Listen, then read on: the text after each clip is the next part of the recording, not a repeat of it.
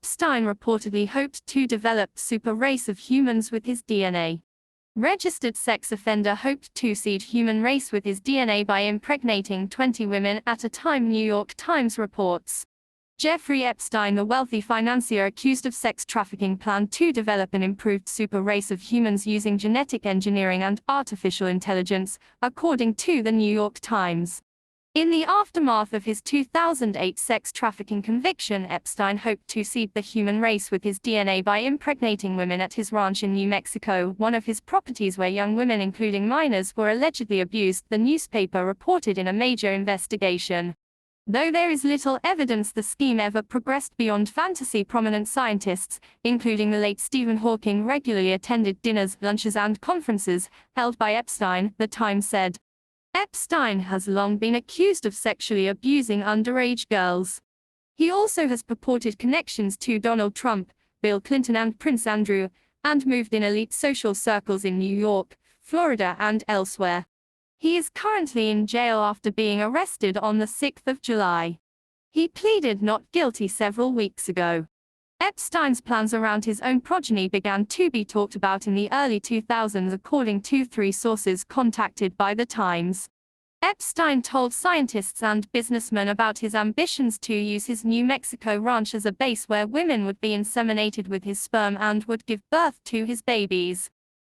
Mr. Epstein's goal was to have 20 women at a time impregnated at his 33,000 sq ft Zorro ranch in a tiny town outside Santa Fe, the Times said. Epstein's field of study was labeled transhumanism, but was an updated version of eugenics. Lawyer Alan Dershowitz, who defended Epstein in 2008 and has been named in a civil suit brought by Epstein accuser Virginia Jaffa, told the Times he was appalled by the financier's interest in genetic manipulation, given the Nazis' use of eugenics in the 1930s. Everyone speculated about whether these scientists were more interested in his views or more interested in his money, Dershowitz told the Times.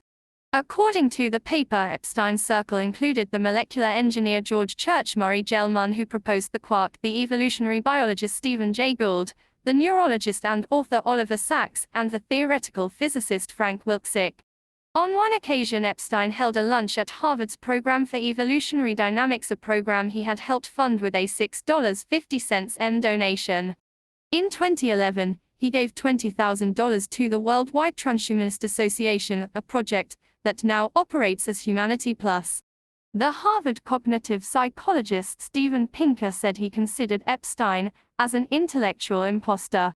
He would abruptly change the subject at style, dismiss an observation with an adolescent wisecrack, Pinker told the paper. The virtual reality pioneer Yaron Lanier said Epstein's ideas did not rise to science that could be subjected to critical analysis. The scientific community, like Trump and much of New York and Palm Beach society, would sooner forget their association with Epstein.